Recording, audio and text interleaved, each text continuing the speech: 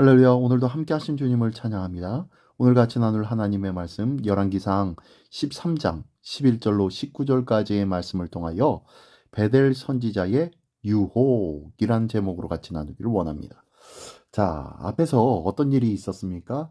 하나님의 선지자가 베델과 단에다가 제단을 쌓고 거기서 제사를 지내게 만들었던 여로보암에게 찾아가서 이 베델에서 제사하는 중에 그곳에서 제단이 갈라지고 거기에 재가 쏟아질 것이다 라는 예언을 통하여서 하나님의 뜻이 아닌 일들을 행하는 이 여로보암에 대해서 경고를 한 거였어요.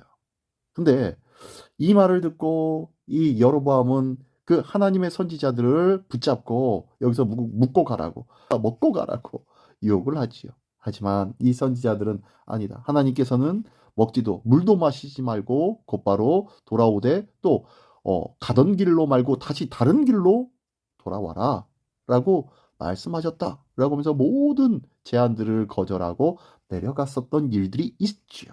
근데 오늘 본문에는요, 이러한 모습을 보고 온 북이스라엘 베델레 있었던 선지자의 아들들이 이것을 보고 아버지 선지자에게 이런 이야기를 쭉 이야기를 한 거예요. 그랬더니 이 아버지 베델 선지자가 행하고 유혹하는 일들이 오늘 본문에 나오고 있는데요. 그 내용의 말씀 한 절 한 절씩 읽으면서 같이 나누기를 원합니다. 오늘 본문의 말씀은요. 11절부터 19절까지 한 번에 다 통으로 한번 읽어보겠습니다. 베델에 한 늙은 선지자가 살더니 그의 아들들이 와서 이날에 하나님의 사람이 베델에서 행한 모든 일을 그에게 말하고 또 그가 왕에게 드린 말씀도 그들의 아버지에게 말한지라. 그들의 아버지가 그들에게 이르되 그가 어느 길로 가느냐 하니 그의 아들들이 유다에서부터 온 하나님의 사람의 간 길을 보았음이라. 그가 그의 아들들에게 이르되 나를 위하여 나귀의 안장을 지우라. 그들이 나귀의 안장을 지우니 그가 타고 하나님의 사람을 뒤따라가서 상수리 나무 아래에 앉은 것을 보고 이르되 그대가 유다에서 온 하나님의 사람이냐? 대답하되 그러하다. 그가 그 사람에게 이르되 나와 함께 집으로 가서 떡을 먹으라. 대답하되 나는 그대와 함께 돌아가지 못하겠고 그대와 함께 들어가지도 못하겠으며 내가 이곳에서 그대와 함께 떡도 먹지 아니하고 물도 마시지 아니하리니 이는 여호와의 말씀이 내게 이르시기를 네가 거기서 떡도 먹지 말고 물도 마시지 말며 또 네가 오던 길로 되돌아가지도 말라 하셨음이로다. 그가 그 사람에게 이르되 나도 그대와 같은 선지자라.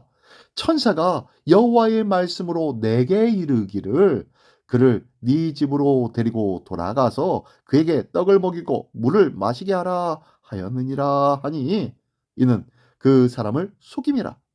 이에 그 사람이 그와 함께 돌아가서 그의 집에서 떡을 먹으며 물을 마시니라. 네, 오늘 본문의 말씀입니다. 자, 당시 베델에는 늙은 선지자가 하나가 살고 있었고 또 아들들에게서 유다 출신의 선지자가 베델에서 벌인 모든 행위와 왕에게 밝힌 선지자적인 소신을 들었습니다. 그는 이 강직한 선지자가 전해준 하나님의 심판 메시지를 무력화하고자 사특한 생각을 품고 베델로 돌아와 먹고 마시도록 회책해 하나님의 명령을 어기게끔 사주하고 있는 내용이 오늘 본문의 내용인 거예요. 첫 번째로 그들은요, 일단 유다에서 온 선지자들을 만났습니다. 찾아가서 만났죠. 아들들에게 선지자의 행로를 묻고 나귀의 도움을 받아 뒤쫓아가서 상수리 나무 아래 쉬고 있는 그를 발견합니다. 그리고 두 번째로는요, 이 선지자가 그의 신원을 다시 한번 확인한 후에 자기 집으로 초청을 합니다. 근데 어떻게 됐습니까? 그러나 그 선지자는 여로보암에게 했던 것과 똑같은 말을 반복하면서 완강히 거절하네요. 자, 여기까지는 좋은데요. 세 번째로 그들을 유혹하는 이 거짓 선지자가 어떻게 하나 보십시오. 이 거짓으로 선지자를 설득하는 데 성공하는데요. 뭐라고 하냐면 자기도 선지자다. 라고 하면서 유다에서 온 하나님의 선지자의 그 경계심을 늦추고 있는 거예요, 지금. 그러면서 하나님의 천사가 나에게 말씀하셨는데 너희를 찾아가 가지고 너를 대접하라고 말씀하셨다고 둘러대기 시작하네요. 또 이 말을 듣고 나니까 이 하나님의 같은 선지자였고 또 하나님의 천사가 말하였다고 하니까 이 마음이 풀린 이 유다 선지자, 하나님으로부터 보냄을 받은 이 선지자가 그의 말에 그냥 폭삭 속아서 넘어가 버린 겁니다. 급기야 그는 베델로 데려가고 그의 집에서 먹고 마시게 되었네요. 기가 막히죠. 상대방을 속이기 위해서 천사와 여호와 하나님의 말씀을 운운한 것은 이미 그가 악의 수렁에서 얼마나 깊이 빠져 있는지를 확연하게 보여주고 있는 것 같습니다. 유다로부터 왔던 하나님의 사람, 하나님의 선지자, 이 사람은 왕의 제안도 거절했고 베델의 선지자의 제안도 단호하게 거절하기는 했지요. 그러나 결국에는 거짓 계시에 속아서 불순종의 길을 걷고 맙니다. 자신이 직접 들은 하나님의 말씀보다 간접적으로 전해진 불분명한 예언을 더 믿고 있는 거예요, 지금. 명백히 상충되는 예언을 듣고도 별다른 확인 없이 그냥 무조건적으로 받아들인 겁니다. 말씀뿐만 아닙니다. 행동으로도 자기 메시지의 신실성을 증명해야 하는 것이 바로 선지자의 사명인 것입니다. 유다로부터 온 선지자는요, 아주 신실하게 하나님의 말씀을 지키는 듯 하였지만 결국에는 쉽게 무너져 버린 거네요. 너무 하나님의 말씀과 사명을 소홀히 여긴 것 같습니다. 젊을 때 충성하던 솔로몬이 나이 들어서 무너져 버렸던 것처럼 아마 그로 인해 결국엔 나라가 둘로 갈라졌듯이 끝까지 충성하지 않으면 소용이 없다는 거예요.